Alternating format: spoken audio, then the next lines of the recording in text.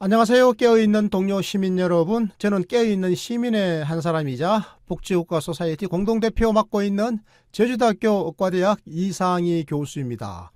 오늘 방송은 음성뿐만 아니라 영상 녹화도 함께 진행하고 있습니다. 왜 그런지 궁금하시죠? 사실요, 제가 최근에 유튜브 이상희 TV를 개설했습니다. 팟빵 청취뿐만 아니라 유튜브 청취하시는 분들도 이제 제 컨텐츠를 좀 보시라고요.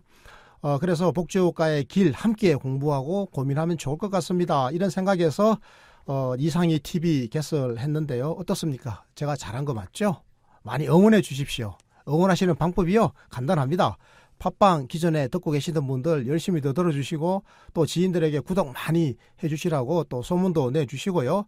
여기에 대해서 한 가지 더 해주시면 되죠. 유튜브를 주로 보시는 분들 있지 않습니까? 이런 지인들에게는 이상희 TV 구독해달라고 좀 부탁을 해 주십사 하는 겁니다. 이렇게 해서 한 걸음 한 걸음, 하지만 최대한 빠른 속도로 역동적 복지국가의 새 시대를 여는 길에 여러분들과 저는 함께 걸어가겠습니다. 오늘 저희 방송 주제부터 말씀드리죠. 보편적 아동수당 쟁취, 국회는 정기국회에서 아동수당법 개정하라입니다. 오늘 함께해 주실 분 소개합니다. 마차 인사하세요. 안녕하세요. 새가 날아든다 마차입니다. 오늘 방송은 국제신문 9월 28일자 이상희 칼럼을 다뤄보겠습니다. 제목은 아동수당의 보편주의 원칙과 은수미 성남시장입니다. 먼저 제가 칼럼의 첫 문단 일부를 소개하겠습니다. 2016년 기준으로 OECD 회원국의 평균 GDP 대비 공공사회복지 지출 비율은 21%였다. 프랑스와 핀란드는 30%를 넘었고 선진국들 대부분은 25%를 넘는다. 자유주의 복지국가로 복지 수준이 낮은 영국과 미국조차 각각 21.5%와 19.3%를 기록했다. 여기까지 OECD 회원국들의 복지국가 수준을 살펴봤는데요. 그렇다면 우리나라의 복지국가 수준은 어떻습니까? 네, 우리나라의 복지국가 수준이 어떠냐 이건데요. 잘 아시다시피 우리나라는 아직까지는 복지 선진국 아닌가 알고 계시죠? 네. 많은 사람들이 복지 후진국이다 이렇게 좀 잔혹하게 비평하기도 하는데요. 우리나라는요, GDP 대비 공공사회복지 지출의 비중이 10.4%입니다. 아까 OECD 평균이 얼마라고 그랬죠? 21%라고 그랬지 않습니까? 네. 그러면 OECD 평균의 절반도 아직 못 미치는 거잖아요. 네. 하지만 이 증가 추세는 굉장히 가파릅니다.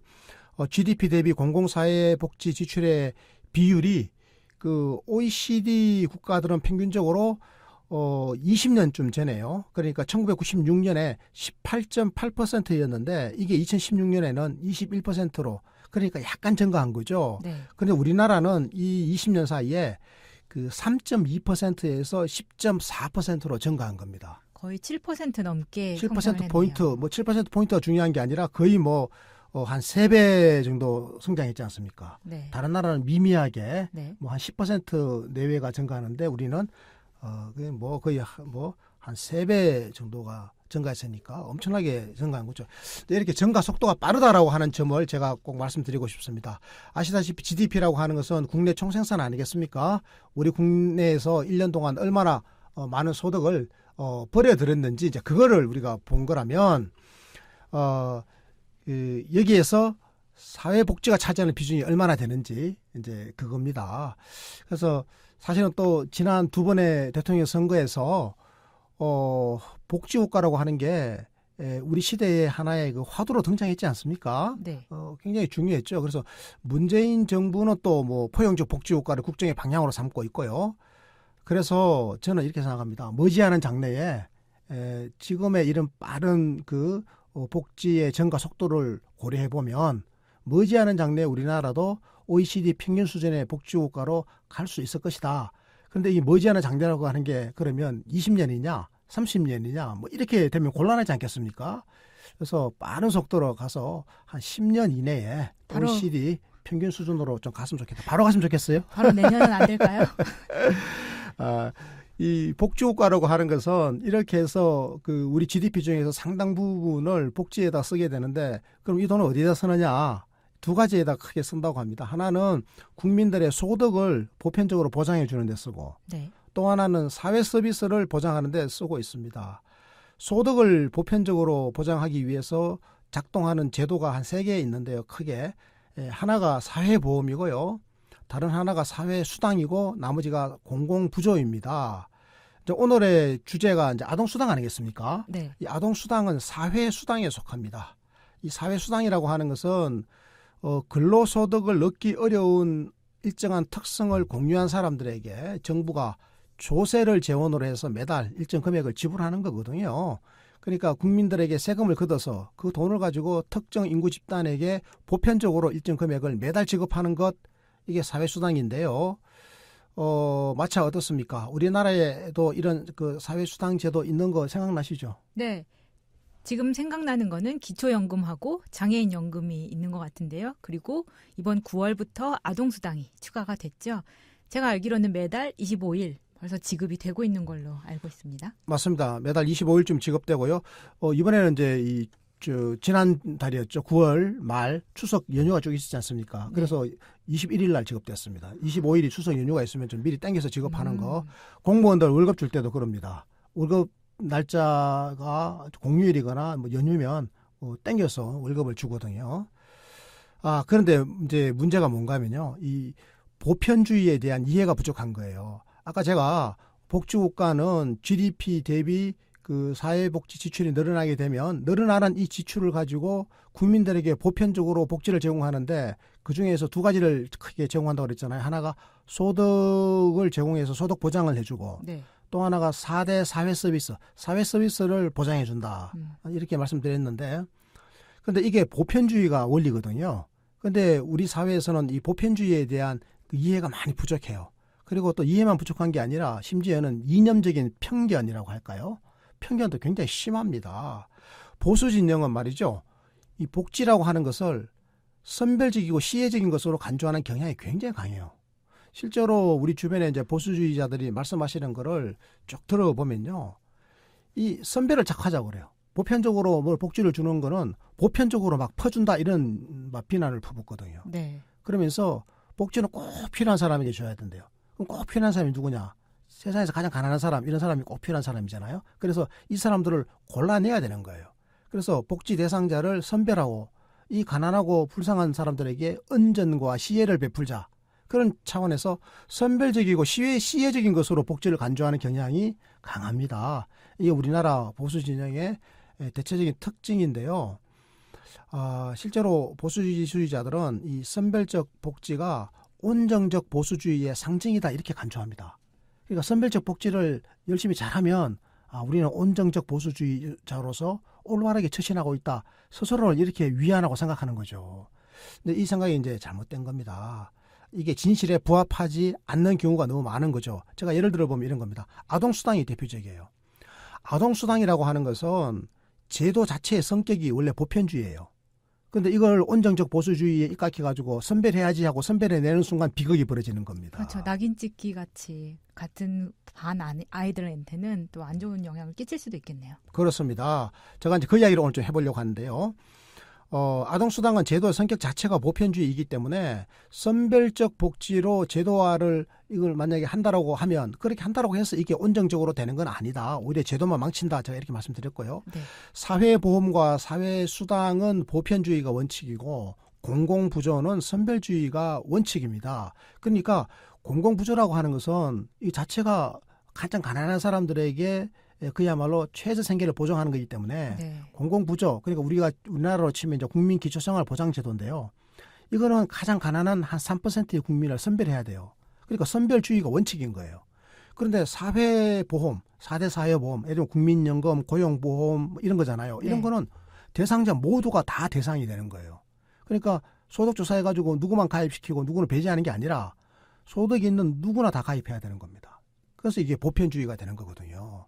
그래서 이 보편주의 원칙이 안 지켜지면 굉장히 큰 문제가 생겨요.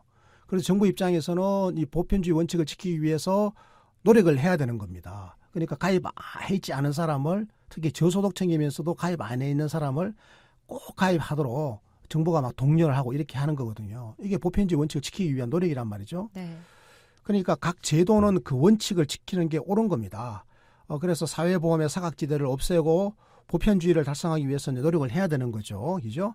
그리고 사회수당의 보편주의 원칙도 최대한 이제 관철해야 된다. 그러니까 이 일은 보수 진보를 막론하고 우리 대한민국이 선진 복지국가로 가기 위해서는 반드시 해야 되는 매우 중요한 우리의 시대적 과제다 이렇게 말씀드릴 수가 있겠습니다. 그런데 말이죠. 작년 연말에 아동수당 예산을 결정하면서 그리고 또 한 번 올해 3월에 아동수당 법률을 제정하면서 사회수당의 보편주의 원칙을 어겼습니다. 이 내용을요. 이 통탄할 내용을 네. 우리의 친애하는 마차께서 크고도 아름다운 목소리로 또박또박 여러분들께 들려드리겠습니다. 2017년 12월 연말 예산국회에서 국회는 야당의 요구로 소득 하위 90% 가구에 속한 아동을 선별해 아동수당을 지급하기로 결정을 했습니다. 정부 여당의 설득과 시민단체의 항의에도 불구하고 자유한국당 그리고 국민의당에서는 원내 3당 6자회담에서 끝내 선별주의 방식을 고집을 했습니다. 복지국가 소사이어티에서는 당시 성명에서 이는 아동수당의 보편주의 원칙을 무너뜨릴 뿐만 아니라 선별 과정에서 많은 행정비용과 절차가 수반된다라고 비판을 하면서 보편적 아동수당법 제정을 강력하게 촉구했습니다.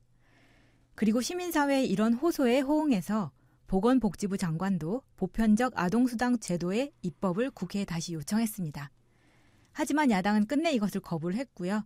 2018년 3월 소득 상위 10% 가구를 선별해 지원 대상에서 배제하는 내용의 아동수당법이 제정이 된 것입니다.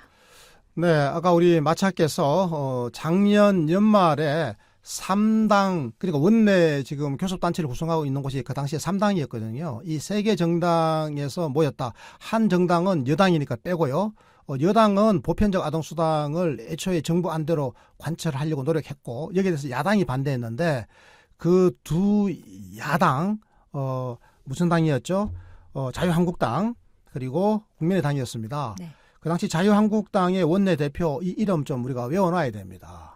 정우택이었습니다. 정우택 원내대표 그리고 정책위 의장 김광림 의원입니다. 정우택 원내대표 김광림 정책위 의장 이 두 분이었고요. 그리고 사실 더 얄미운 것은 국민의당입니다. 국민의당이요 그 당시에 10% 선별해 내자 이렇게 강력하게 주장했단 말이죠. 네. 국민의당의 원내대표 김동철입니다. 김동철 의원, 김동철 원내대표 그리고 정책위 의장 이용호 의원입니다. 김동철 원내대표, 이용호 정책위 의장 이 네 분이 끝내 아동수당의 선별주의 방식을 고집을 했습니다. 그래서 여당이 힘에 밀려가지고 어쩔 수 없이 이분들의 요구를 받아들여서 소득 상위 10% 가구를 선별해서 지원 대상에서 배제하도록 해버렸거든요. 그래서 이제 이 기준에 맞추어서 아동수당법도 올해 2018년 3월에 입법이 됐고요. 이 법 내용을 제가 한번 읽어드리겠습니다. 여러분 한번 보십시오.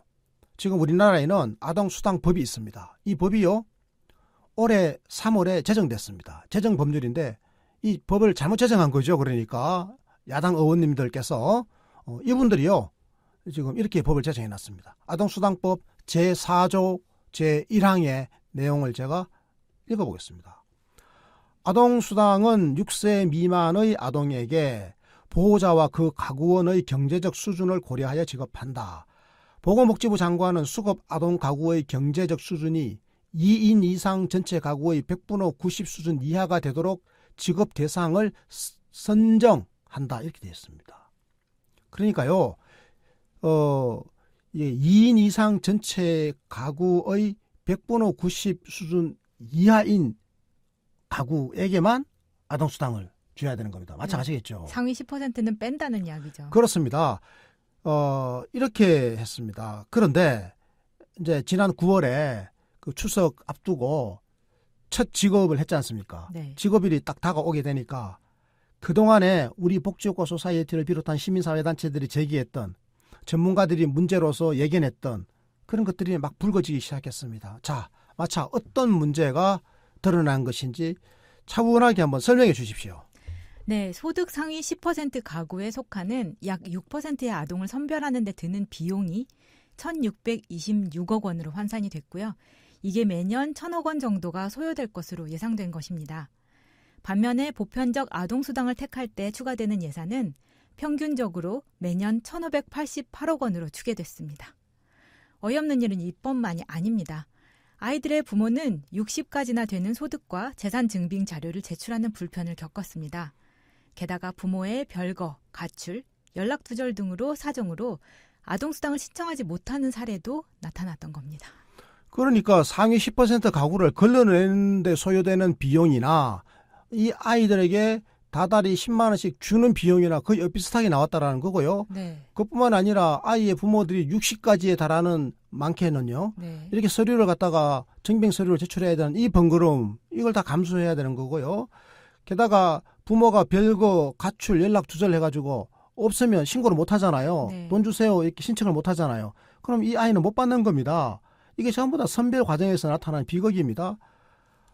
그러니까요. 제가 여기다가 좀 더 추가해 볼게요. 이게 전국 평균적으로 아동수당 지급 신청률이 94%거든요. 한 6% 정도 아이들만 못 받는 거란 말이에요. 네. 그런데 강남 지역은 신청률이 20%포인트가 낮아요. 강남구는요 73%고요. 서초구는 74%입니다. 그러니까 이게 왜 이렇게 강남이나 서초구가 신청률이 낮았냐. 우리는 상위 10% 안에 못 들어가면 이 동네 살기가 좀 망신스러워요. 이렇게 생각하는 거예요. 왕따 당할까 봐 거꾸로. 네. 그러니까요. 이게 지금 아예 신청을 포기해버린 겁니다. 많은 분들이요. 결국은요, 이 소득 상위 10%에 속한 국민들 입장에서는 어떤 생각이 들겠습니까? 우리를 이렇게 아주 조직적이고 체계적으로 복지 대상에서 빼는 거구나. 우리를 왕따시키네? 이렇게 생각하면 이분들이 원래 세금을 많이 내고 있는 분들 아닙니까? 네. 그리고 이분들이 세금을 앞으로도 더 내야 되거든요. 그럼 세금 더 낼 마음이 생기겠습니까? 안 생기겠습니까? 생겨요, 안 생겨요? 마차. 반발심만 더 들게 만드는 그렇죠. 거죠. 그러니까 이 아동수당 없는, 복지 없는 세금에 대한 부정적 인식을 더 키울 가능성이 크죠. 세금을 안 내고 지향해야 될 알리바이 하나를 만들어준 셈입니다. 네. 핑계거리 알리바이를 만들어준 거죠. 이것은 이제 복지효과로 가는 여정에서 불필요하게 우리 사회가 여야 정치권이 걸림돌 하나를 만든 셈이다. 저는 이렇게 생각이 드는데요. 이쯤 되면 이게 이제 문제가 있다는 생각이 들죠. 네. 자, 그러니까 이제 국회가 잘못된 결정을 내린 겁니다. 그리고 예산과 법률을 제정하는, 예산을 정하고 법률을 제정하는 과정에서 오류를 범했던 거죠. 네. 마찬가지 그런 거 아닙니까? 네. 네, 그렇습니다. 실제로 상황이 이렇게 전개되자 작년 연말 선별주의 아동수당 방식을 고집했던 이용호 전 국민의당 정책위원장은 자신의 실수를 고백하고 반성한다는 발언과 함께 제도 개선에 힘을 보태겠다는 말을 했습니다. 당시 국민의당에 속했던 민주평화당도 대변인 논평을 통해서 이번 정기국회에서 법률을 개정해 보편적 아동수당을 도입하겠다는 약속을 했는데요. 그리고 지난 9월 6일 여당은 보편주의를 명시한 아동수당법 개정안을 정춘숙 의원을 통해 대표 발의를 했다고 합니다. 네, 이번 칼럼의 제목이 아동수당의 보편주의 원칙과 은수미 성남시장인데요. 네. 이번에는 은수미 성남시장 이야기를 제가 좀 해보겠습니다. 네. 국회가 아동수당의 보편주의 원칙을 잘 지켰습니까? 저버렸습니까? 저버렸죠. 저버렸죠. 그런데 국회가 저버린 아동수당의 보편주의 원칙을 지키기 위해서 온갖 노력을 다한 기초단체장이 있습니다. 바로 은수미 성남시장인데요. 이분은요, 성남시에서 보편적 아동수당 실시를 천명하면서 지역경제 활성화에 연계를 했습니다. 확신에 찬 행보, 큰 성과를 낳았는데요. 지난달 27일 성남시 의회가 아동수당 상품권 지급 및 아동수당 플러스 지원 조례, 이런 조례를 통과시켰습니다. 이렇게 되니까 성남시의 만 6세 미만 아동을 둔 가정은요, 소득 수준에 관계없이 매달 인센티브 1만 원을 얹어서 11만 원의 아동수당을 받는데, 이것을 현금으로 받는 게 아니라 체크카드로 받습니다. 이 체크카드는요, 지역에서만 쓸 수 있는 일종의 지역 상품권 같은 건데, 네. 그런데 체크카드 아무데나 다 쓸 수 있습니다. 현금으로 다만 인출할 수만 없다라는 거죠. 물건 사는 데는 아무 문제가 없습니다. 그러니까 신용카드사에 가맹된 그 성남시의 모든 상점들 있죠. 네. 심지어는 어린이집이라든지 병원, 슈퍼마켓, 음식점 다 됩니다. 43,000여 곳. 여기서 사용 가능합니다. 다만 지역 경제를 활성화해야 되기 때문에 이 재벌 대기업 계열의 상점, 뭐 백화점 같은 데 가서 사면 안 되겠죠. 그것은 제외. 네. 잘한 거죠. 맞죠? 정말 좋은 아이디어고 저도 은수미 시장님이 정말 대단하다고 생각이 드는데요. 복지국가에 대한 확고한 철학과 신념이 없으면 해내기 어려운 일을 해내신 것 같습니다. 보편적 아동수당이라는 복지제도의 원칙을 지키면서 동시에 지역경제의 활성화도 달성을 한 건데요. 이게 복지국가 소사이어티에서 주장하는 경제와 복지의 연계 방식 중에 하나라는 생각이 드는데요. 그런 거죠. 네. 은수미 시장의 이런 성과를 바탕으로 최근 경기도가 아동수당에 인센티브 3만 원을 얹어 13만 원의 지역 상품권을 지급하는 방안을 검토하고 있다고 합니다. 이게 바로 복지국가 정책의 좋은 파급 효과라는 건데요. 저는 이게 정말 잘 됐으면 좋겠네요. 네, 그렇습니다. 잘 돼야죠. 국회는요, 이영호 의원처럼, 이영호 의원이 그 작년 연말에 국민의당 정책위 의장이었지 않습니까? 이분 스스로가 잘못된 결정을 내렸다고 지금 실수를 반성하고 있는 거 아니겠습니까? 반성하면서 보편적 아동수당을 다시 입법하겠다라고 했던 건데, 국회가 이제 이런 용기를 보여줘야 되는 겁니다. 특히 야당이 이런 용기를 보여줘야 됩니다. 그러면 은수미 시장처럼 많은 단체장들이 보편적 아동수당을 중심으로 지역 실정에 맞는 다양한 경제 복지 정책들을 생산하고 발표하고 집행하지 않겠습니까? 네. 그렇게 되면 이제는 우리나라도 아동수당이라고 하는 게 굉장히 좋은 것으로, 복지 이게 확충이자 경제 성장의 이게 디딤돌이다. 이런 인식이 확대될 것이고, 그렇게 되면 이제 지금 만 5세까지죠. 6세 미만까지인데 이것을 앞으로 선진국들처럼 15세까지 확충하고, 금액도 지금 10만 원이지만 한 15만 원까지 확충하고, 이렇게 되면 이게 복지가 더 크게 확대되는 것이고 소득 재분배뿐만 아니라 지역경제 활성화에도 기여하는 거 아니겠습니까? 이런 방식으로 저는 됐으면 좋겠다, 이런 생각이 듭니다. 왜냐고요? 이게 바로 복지국가의 길이기 때문이죠. 네, 존경하는 이 칼럼 청취자 여러분, 그리고 이상희TV 시청자 여러분, 오늘 저희 방송 어떠셨습니까? 제도의 원칙은 지키는 게 옳습니다. 그래서 우리는 사회보험의 사각지대를 없애기 위해서 노력하고 있는 거죠. 보편주의 달성해야 합니다. 앞으로 그런 방향으로 꾸준히 노력해야 할 것 같습니다. 또 아동수당 같은 사회수당의 보편주의 원칙 최대한 관철해야 합니다. 이 일은 보수와 진보를 막론하고 우리 대한민국이 선진복지국가로 가는 길에서 매우 중요한 과제다. 저희들은 이렇게 생각합니다. 국민 행복의 역동적 복지국가로 가는 길, 저희는 늘 깨어있는 시민 여러분과 함께 하겠습니다. 오늘 방송 이것으로 마칩니다. 지인들에게 구독하기 그리고 청취 시청 많이 권해주시고요. 고맙습니다. 감사합니다.